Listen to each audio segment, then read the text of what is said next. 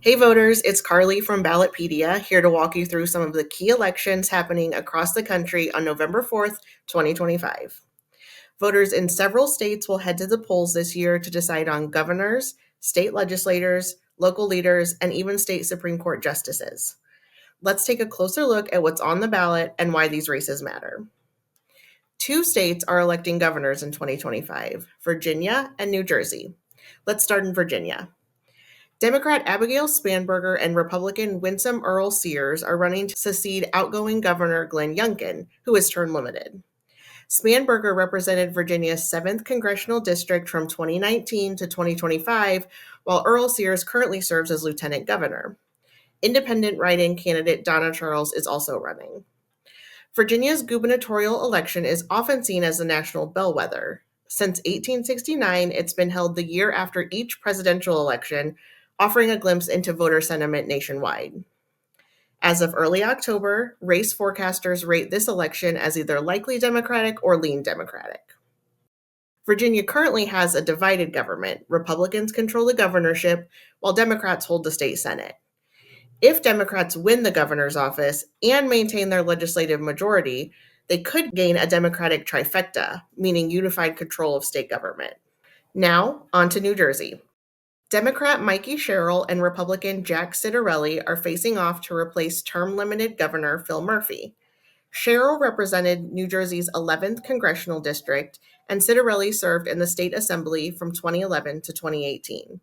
Vic Kaplan from the Libertarian Party and Joanne Kuniansky from the Socialist Workers' Party are also on the ballot.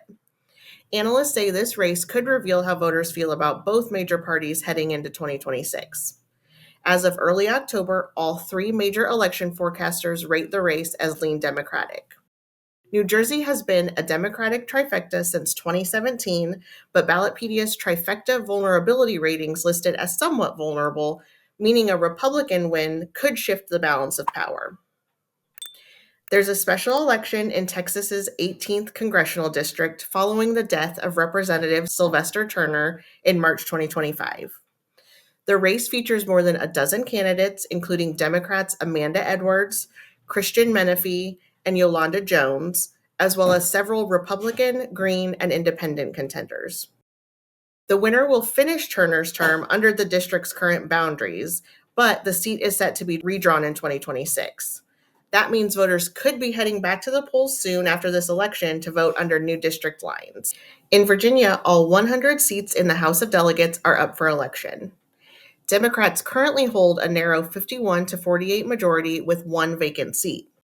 Republicans need to gain just 3 seats to take control of the chamber. Control of the Virginia legislature has flipped every 2 years since 2019, a rare pattern showing just how competitive the state has become. Both parties are treating this election as an early referendum on national politics heading into 2026. Ballotpedia has identified 23 battleground districts, with Democrats favored in 7 Republican-held seats, according to independent forecasts. The only state Supreme Court elections this year are in Pennsylvania, where 3 Democratic justices, Christine Donahue, Kevin Dougherty, and David Wecht, are up for retention. Voters will decide whether each justice should remain on the bench for another term. Democrats currently hold a 5-2 majority on the court. To keep that majority, at least 2 of the 3 Democratic justices must be retained. If fewer than 2 are retained, Republicans could potentially gain control in the next judicial election cycle. Pennsylvania's Supreme Court has played a major role in recent election law and redistricting decisions, including rulings on mail-in voting and congressional map challenges.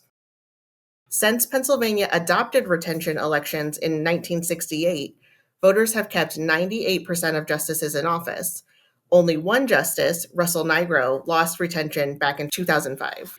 In Virginia, voters will also elect an attorney general.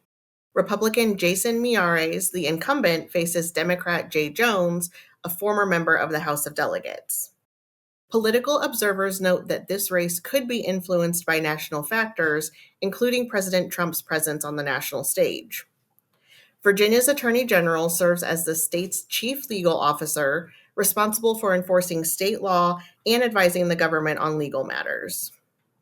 In Georgia, there are 2 special elections for 2 seats on the Public Service Commission, which regulates utilities like energy and telecommunications. Republican incumbents Tim Echols and Fitz Johnson are both seeking re-election. They face Democrats Alicia Johnson and Peter Hubbard, respectively. Although these races tend to fly under the radar, both parties see them as a chance to gauge voter enthusiasm ahead of the midterms. 18 of the nation's 100 largest cities are holding mayoral elections this year, including Seattle, New York City, and Minneapolis. In Seattle, incumbent Bruce Harrell faces challenger Katie Wilson, the co-founder of the Transit Riders Union. Wilson led the primary with 51% of the vote, while Harrell received 41%. If re-elected, Harrell would become Seattle's first 2-term mayor since 2009. In New York City, Democrat and Working Families Party candidate Zohran Mamdani faces Curtis Sliwa, the Republicans and Protect Animals Party candidate, and former Governor Andrew Cuomo, who's running under the Fight and Deliver Party. The race follows a closely watched primary where Mamdani defeated Cuomo in ranked choice voting. Issues like affordability, public safety, and national politics are central themes in this campaign. And in Minneapolis, Mayor Jacob Frey faces State Senator Omar Fateh in a competitive race highlighting divisions within Minnesota's Democratic Farmer Labor Party. The Minneapolis DFL initially endorsed Fateh, the first endorsement for a mayoral candidate since 2009, but later revoked it after disputes over the process. Elections in Minneapolis are officially nonpartisan, but candidates often identify with major political parties. From governor's mansions to city halls and from state courts to Congress, the 2025 elections will shape the political landscape heading into 2026 and beyond. For full coverage of all these races, including candidate lists, polling data, and historical context, visit ballotpedia.org. Thanks for watching. Be sure to subscribe for more nonpartisan, fact-based information on America's politics and elections.